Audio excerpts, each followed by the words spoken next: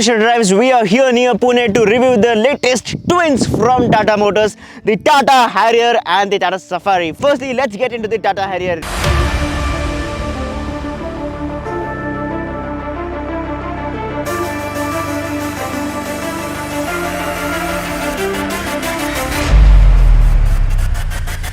You get a massive rework in terms of the design language of the car. The car is now bolder, looks more 2023ish compared to the earlier TATA Harrier, which was way ahead of its time in terms of the design language. Getting straight into the car, you get something called as goodbye and welcome DRL's long press. Once the car shuts, you can see that the DRL animation starts and switches off respectively. You get this thick black grille here, and this complements this color a lot. पहले तो ऐसा लग रहा था कि why is TATA Motors planning to have this color for the reviews of this car, but over a period of time this really grows on you. And then you have the front parking sensors, which are going to be very helpful. First in segment again, you have the ADAS sensor here, because this car gets hosts of ADAS features that you can see on this particular screen here.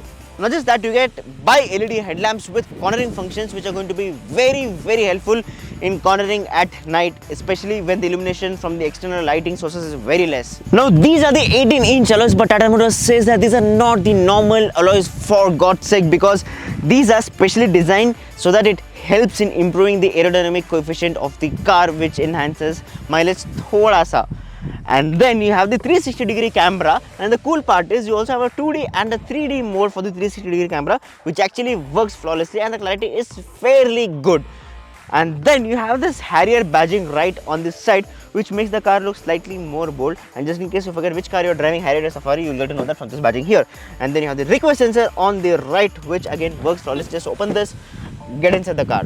You get the Harrier badging, which is loud and clear, and then you have the rear skid plate with a couple of parking sensors. The camera is neatly integrated right there, that of which is pretty decent. And then you have this extra design elements on either side of the Harrier, making it slightly more nice and futuristic at the same time. Of course, talking about the boot, which is very important, you can either open the boot like this, or there's also a gesture control which will help you open the boot. Talking about the boot space is quite practical. You can easily store in 4 proper suitcases or big bags. That's not going to be a problem, especially in the Harrier. Considering that 2 seats eat up Safari space, that is going to be slightly constrained there. Once you step inside the TATA Harrier, it's a sea of changes, starting off with this lovely new corporate steering wheel, as TATA wants to call it. There's illumination inside the steering wheel. It looks fantastic to hold, very easy to horn. Just tap the horn and horn baj jata hai gaadi ka. And then you have this glossy blacked out flat bottom finish on the steering wheel. And then you have this new driver cockpit system, and I'm not a big fan of it because the dials are very small. Speedometer, tachometer, both are very small in this. You get the new 12.3-inch touchscreen infotainment system, which comes with wireless Android Auto and Apple CarPlay, and it's going to be very helpful, especially when you are navigating it. And then you have all the IRA connected features that you would ever want, including geotagging, location, remote start stop of the car, and everything else. You have dual zone AC now, matlab driver and co-driver can have different temperatures for themselves, which is going to be very helpful, just like the XUV 700. Auto dimming RVM, which is not there in the XUV, but there is no mirror here, surprisingly, no illumination as well. This is a bit shocking right there. You have 3 different types of chargers in this. You have normal USB, you have wireless charger, and there is 45 watts fast charging. Big thumbs up there to TATA Motors, because that's going to be very helpful. When you change the driving modes here, you can see that the illumination inside also changes from wet to rough road to normal mode or whatever, which looks very cool. This car also comes with the Hyundai SOS 6-speed automatic gearbox, which you're going to drive later. Electric parking brake with auto hold function, but that's not about it from the feature point of view. You have center armrest with good storage space. In fact, there is a 12-volt charger, Type A charger, and Type C charger as well. A lot of charging options in this car. And then you have memory seats, 3-way memory seats with seat ventilation for both different seats.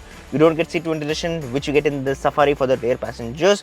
That's a proper 6-way electrically adjustable seat with a huge panoramic sunroof, which is loved by people of India.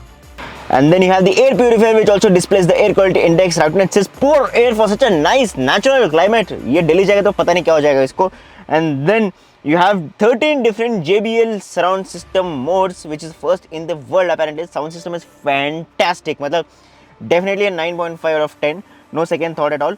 Way better than XUVs acclaimed Sony music system, which is just mediocre. And then you have something called a share my location, where you can share the location of this car with your friends or contacts or whatever, just like you share in WhatsApp, which is going to be super helpful. Talking about the rear space of the Tata Harrier, very spacious, good legroom, good headroom, very good under support and all that. You have a rear center armrest with wing cup holders. There is a sun blind just in case you want to help yourself in this hot summers. Summer chala gaya, but you have a huge panoramic sunroof which we spoke about, and it looks pretty nice, and it's a rain sensing sunroof. मतलब बारिश आता है तो automatically sunroof बंद हो जाता है और अभी काम नहीं कर रहा है for some reason. And then you have two charging ports here, Type C and USB charging port here. The floor hump is not huge, but it's pretty decent enough. Two people be super duper comfortable, but three people might be a little squeezed. Another small thing is there's a headrest here so that you don't end up falling on somebody else. It actually keeps you very protected, and it's actually nice to use. Second row AC vents on the B pillar, not extremely effective as such because panoramic sunroof hai, you can't have roof mounted AC, and it's very difficult there. But again, pretty decent in terms of what this car offers in terms of the equipment level. The powertrain remains completely unchanged. This is the same 2-liter diesel engine that produces 170 PS and 350 Nm of torque. So the biggest change in the driving dynamics of the Harrier has to be the fact that it now gets electric power steering, which makes a world of difference. पहले ऐसा होता था कि Harrier और Safari का steering बहुत बेकार calibration था. मतलब this was very heavy in the low speeds and it was very light at high speeds, which is exactly opposite of what it should be. But now things are much into 10 times better. Because this is an EPS which is pretty light at lower speeds, and it eventually weighs up with higher speed. Tata Motors also clarifies that when you change the driving mode, the weight of the steering increases so that it's more rightly calibrated to whichever driving style or driving mode you choose from. And apart from that, the engine remains same, churning out 170 PS and 350 Nm of torque, the 2-liter diesel engine. No petrol engine on option, which is going to be pretty much missed by a lot of people because जनता का आजकल ऐसे scene चल रहा है कि मतलब they want to buy petrol cars as much as possible. Talking about the braking, I wasn't a big fan of the earlier brakes of the Harrier, all 4 disc brakes even now, but the braking is far better. This is the horn of the car, and I think a wind tone would have suited it a lot better than this normal feeble horn. And one thing that is very nice and pretty much appreciated is the travel of the clutch is pretty short, which means that you're not going to have a big pain when you're changing the gears in city in the manual Harrier or Safari for that matter. In fact, even the clutch is pretty light, and it's very surprising because that is not something that I expected. I thought manual car hai, manual gaadi mili, it's going to be a little heavy and cumbersome to drive, but that's not the case at all. In fact, the gear shifts are also really nice, a bit notchy from manual standards, but trust me, they are more than manageable. Really nice in terms of that gearbox department here, because even if you're driving the manual, I'm pretty sure a lot of people are going to buy the Hyundai SOS 6-speed automatic in the Harrier and Safari twins. But even then, even if you're buying the manual, you won't have much of a problem at all. That's something that I can assure you for sure. The driving position is insane. This is electrically adjustable driver's seat. You can see the complete bonnet end to end, left to right. However, it's not as commanding as my favorite driving position car, that is the Scorpio N. Talking about the engine feels pretty vocal. You can see that right now we're doing on 3000 RPM, 3200 types. I can hear a lot of engine noise inside the cabin. I think this is something that could have been also taken care of.